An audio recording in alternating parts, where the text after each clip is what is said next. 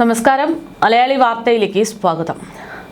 ബാങ്കിൽ പോയി തിരിച്ചു വരാം എന്ന് പറഞ്ഞിറങ്ങിയ യുവാവ് പിന്നെ ആ വീട്ടിലേക്ക് വന്നിട്ടില്ല. ആയഞ്ചേരി സ്വദേശിയായ വിഷ്ണു എവിടെയെന്ന് ആർക്കും അറിയില്ല.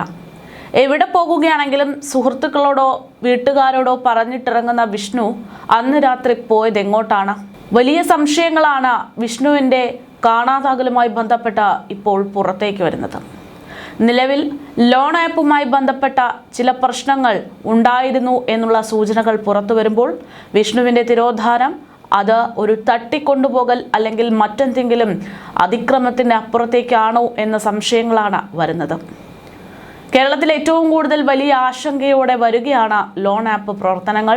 കഴിഞ്ഞ ദിവസം നിതിൻ രാജ് എന്ന് പറയുന്ന ഒരു വിദ്യാർത്ഥി മരണപ്പെട്ടതും ലോൺ ആപ്പുമായി ബന്ധപ്പെട്ടുള്ള ഒരു പ്രശ്നത്തെ തുടർന്നാണ് എന്നതൊക്കെയുള്ള കാര്യങ്ങൾ കേട്ട് ഞെട്ടിയിരിക്കുന്ന മലയാളികൾക്ക് മുൻപിലേക്കാണ് മറ്റൊരു യുവാവിൻ്റെ തിരോധാന വാർത്ത കൂടെ പുറത്തേക്ക് വരുന്നത്.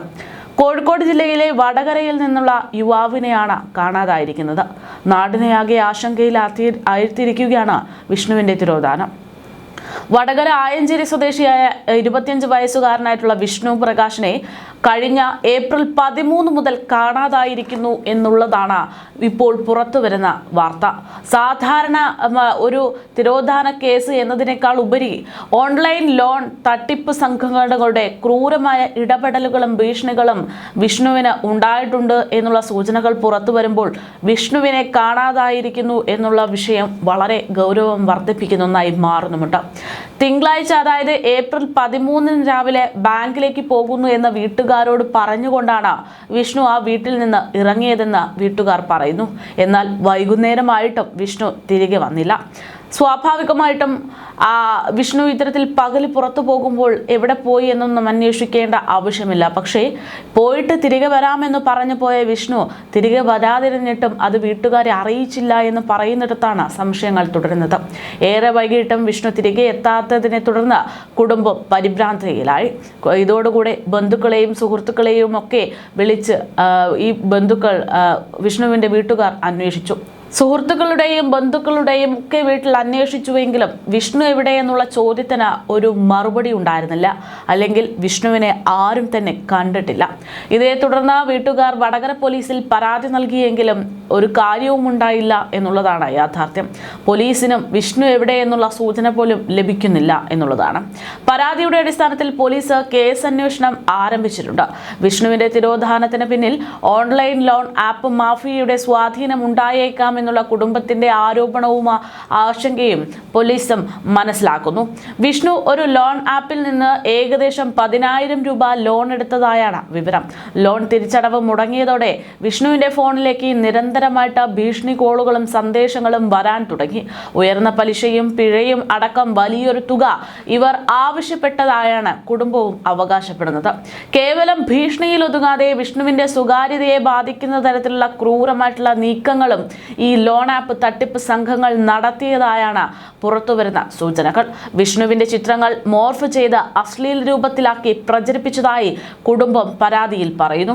ഇത്തരം ആപ്പുകൾ ഇൻസ്റ്റാൾ ചെയ്യുമ്പോൾ ലഭിക്കുന്ന അനുമതികൾ ഉപയോഗിച്ച് വിഷ്ണുവിന്റെ ഫോണിലെ കോൺടാക്ട് ലിസ്റ്റ് അവർ കൈക്കലാക്കി എന്നുള്ള വിവരങ്ങളും പുറത്തു വരുന്നുണ്ട്.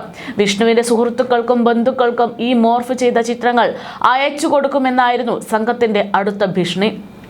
മാനസികമായി ഇത്തരം വിഷയങ്ങൾ ഉണ്ടായപ്പോൾ മാനസിക സമ്മർദ്ദത്തിലായിരുന്നു വിഷ്ണുവെന്നും ഈ ഭീഷണികളെ തുടർന്നാണോ വിഷ്ണു നാടുവിട്ടത്, അല്ലെങ്കിൽ അവിടെ നിന്ന് വിഷ്ണുവിനെ ആരെങ്കിലും തട്ടിക്കൊണ്ടുപോയത് എന്നുള്ള സംശയമാണ് ഇപ്പോൾ ഉരുത്തിരിഞ്ഞു വരുന്നത്.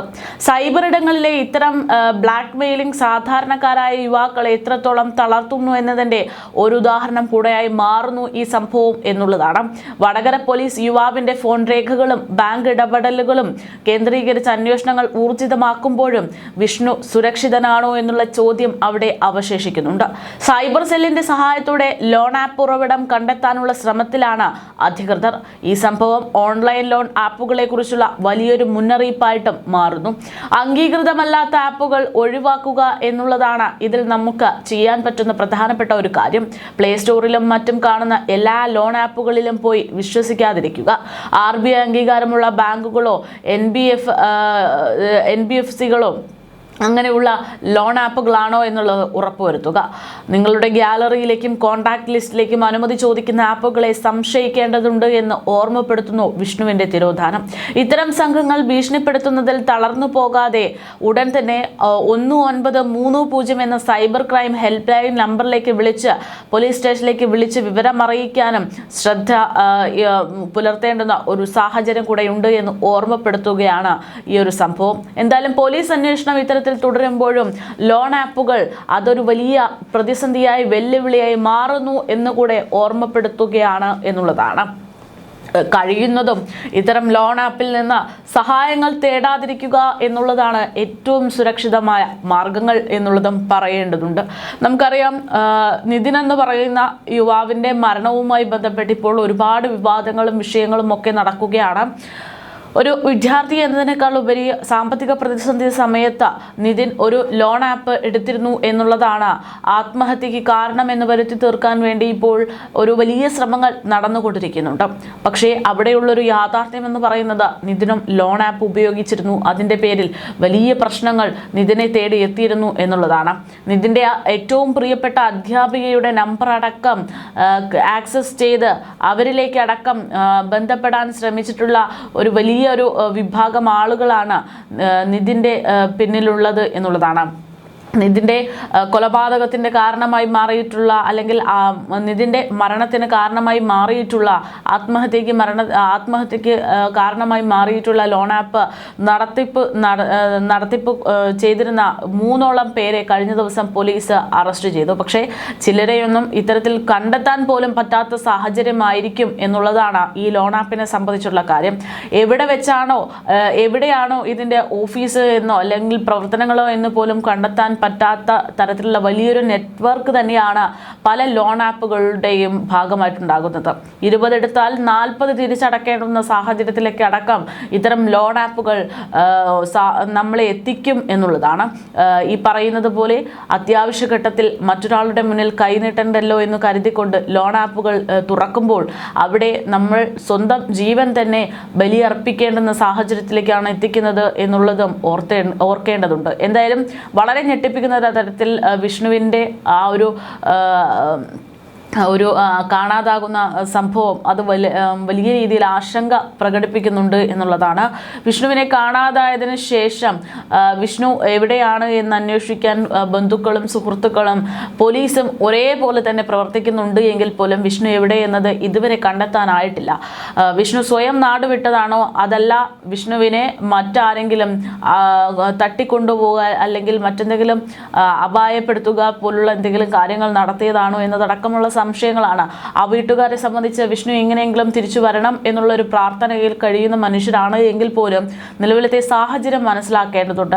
ലോൺ ആപ്പിൻ്റെ പേരിൽ നിരന്തരമായിട്ട് ഈ പറയുന്ന പ്രശ്നങ്ങൾ അല്ലെങ്കിൽ ഭീഷണി ത്രെട്ടനിങ് കോളുകൾ വന്നിരുന്ന ഒരു വ്യക്തിയാണ് വിഷ്ണു എന്ന് പറയുമ്പോൾ ആ ഒരു തിരോധാനം നിസാരമല്ല, വളരെ ഗൗരവപരമായിട്ടുള്ള കാര്യമാണ്. പോലീസും ജനങ്ങളും കൂടുതൽ ജാഗ്രത പാലിക്കേണ്ടുന്ന ഒരു സാഹചര്യത്തിലേക്കാണ് കേരളത്തിൽ ഇപ്പോൾ ഓരോ ദിവസവും എത്തിക്കൊണ്ടിരിക്കുന്നത്.